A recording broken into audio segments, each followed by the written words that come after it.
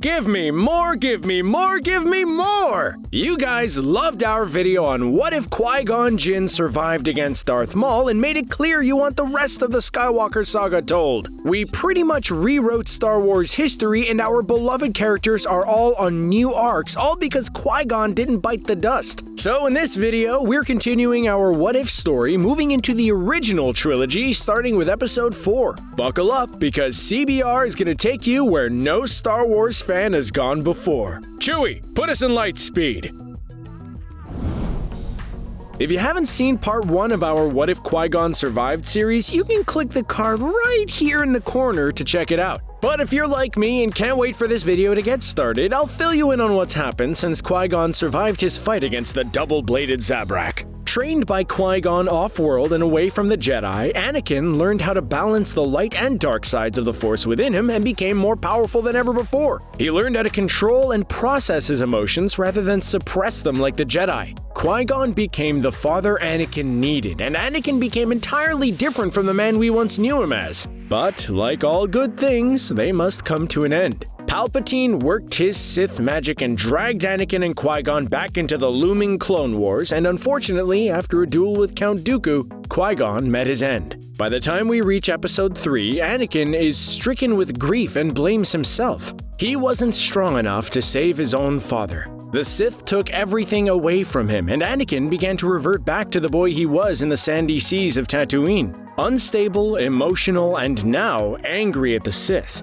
With vengeance in Anakin's eyes, Palpatine's new plan was to manipulate him. Not to join the Sith, which Skywalker hated, but to become the scapegoat that would lead to the Jedi's demise. As many say, the end of the Jedi was the will of the Force. Palpatine's plan worked like magic once Anakin found out Palpatine was the Sith Lord and the reason why Qui-Gon lost his life. Allowing the dark side to overwhelm him temporarily, Anakin goes for the head, but after a barrage of Force lightning, Anakin is rendered unconscious and Order 66 is executed. Again, Anakin failed, and this time the galaxy paid the price. Rather than finishing the job, Palpatine allowed Anakin to live, so one day Anakin will return full of hatred for Palpatine.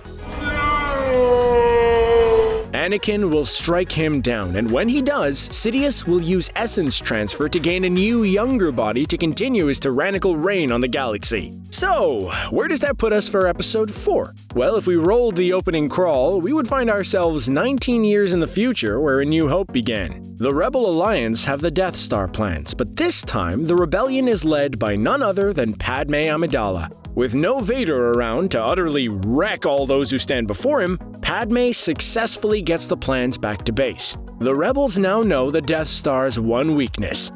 Hooray! Time to celebrate! Yahoo!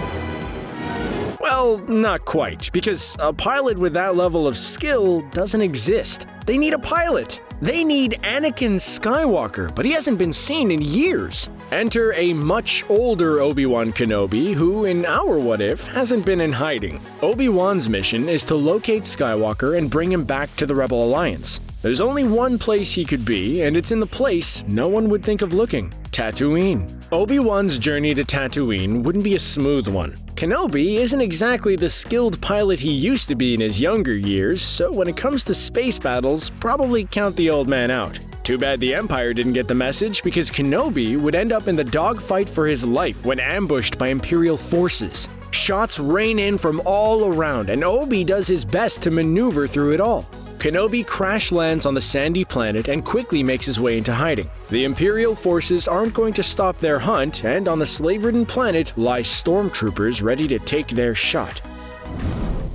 The search begins for Anakin Skywalker. Lurking in the shadows and playing Jedi mind tricks to avoid conflict, Kenobi asks natives if they've seen the man with the scar on the right side of his face. Even the Lars family hasn't seen Skywalker in years. The last time Anakin showed his face was when his mother, Shmi Skywalker, unfortunately passed away. Since then, it's like Anakin never existed. The Lars family would explain to Kenobi how much Anakin has changed. When around, you can feel the darkness and sadness emanating from him. Anakin is no longer the young boy Qui-Gon found in the desert, or the man he came to be due to Qui-Gon's teachings. Anakin is lost in his darkness, anger, and guilt. With no way off the planet, Obi-Wan would begin to venture back to his ship to request transport. As he makes his way, in the distance, we see a shadowy figure looming over the Lars household. Who is this? Well, you're about to find out, because as Obi-Wan makes his way through the sand-ridden town, he is ambushed once again. Surrounded by stormtroopers, almost 30-1 with orders to make Tatooine his grave, Obi-Wan draws his aqua-colored blade to make his stand. This will be his final battle. The firing begins and Kenobi defends the best he can, deflecting the blasts. However, this is too much. If this goes on for any longer, Kenobi will fall. However, hope returns when the shadowy figure from before jumps into battle with a lightsaber whose green greatly contrasts the brown surrounding them. The two fight off the stormtroopers with an awkward chemistry that only Obi-Wan would recognize due to his time spent with him after Qui-Gon's passing. This man was Anakin Skywalker. The dynamic duo is back together, but their reunion would be cut short. Running through the harsh desert, Anakin would lead Obi-Wan rounding corner after corner until they could hide within a massive crowd, masking their identities with stolen clothing from a vendor. The two would catch up, but eventually Anakin would inquire why Obi-Wan is here. Kenobi would explain the rebels' plan and their need for Anakin's services. Unfortunately, Anakin would decline. A huge story point of our What If is Anakin's guilt. The reason why the galaxy fell to the Empire is because of Anakin's failure and his want for vengeance. What if he fails again? Obi-Wan would understand, but try to convince him otherwise, even sharing how he felt after Qui-Gon passed away. This would show Anakin that they are more similar than he could imagine. But still, Anakin can't. Him staying on Tatooine is his penance. Kenobi accepts this and pushes no further. Obi-Wan would explain that he needs a way off the planet that won't garner too much attention, and Skywalker knows a guy. That's right, it's our favorite Wookiee and Corellian.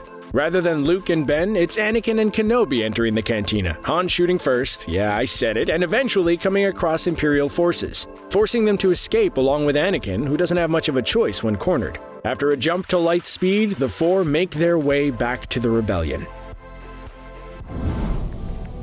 Many things would be running through Anakin's mind. How can he face those he failed? How could they be willing to work with or even trust him? How could Anakin trust himself? However, this time, from the deep, dark bowels of space, Qui-Gon would appear as a Force ghost and make his grand return, reuniting Master and Apprentice. Anakin would get his chance to confide in Qui-Gon, relaying his worries and fears. Like the father he is, Qui-Gon would tell Anakin that as people, we all make mistakes. However, it isn't the mistakes that shape us. It's what we learn from them and how we choose to grow. Everything to this point is the will of the Force, leading Anakin right here to this moment. On Yavin 4, Anakin, despite his fear, would be given a hero's welcome, but now isn't the time for celebration. Now is the time for action. Much like in the original film, Alderaan is no more, and the Death Star is on its way to Yavin. However, unlike the film, Palpatine is on the Death Star. This is the chance the rebellion has been waiting for.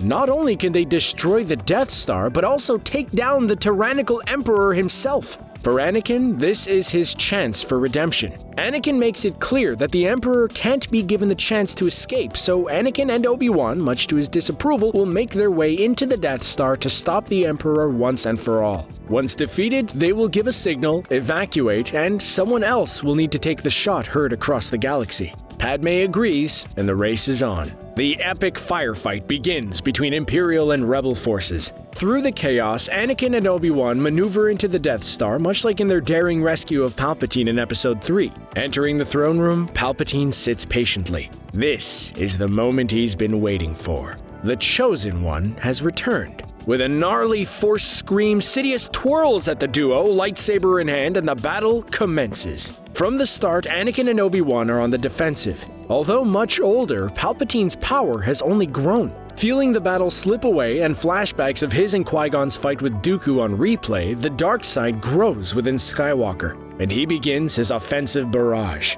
He will not lose again. Anakin hesitates for a brief second, allowing Palps to take advantage. Now, Kenobi stands alone. Kenobi holds his own, but the awesome power of Sidious is too much for him. In one swift motion, Kenobi falls right before Anakin's eyes. Anakin springs back into action, this time with rage and vengeance fueling him. As if he is calling to us, we can hear Qui-Gon through the Force begging Anakin to stop, but Anakin is blinded. Blow after blow, Palpatine is knocked back until he's on his knees, just like Dooku. Once again, Anakin has a choice to make.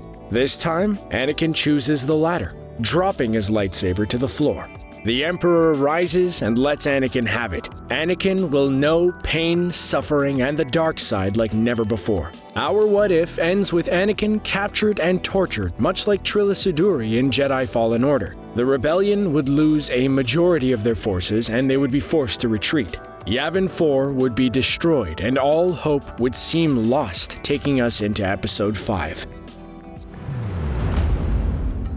Oof, things look pretty grim for our heroes, but maybe there's still hope.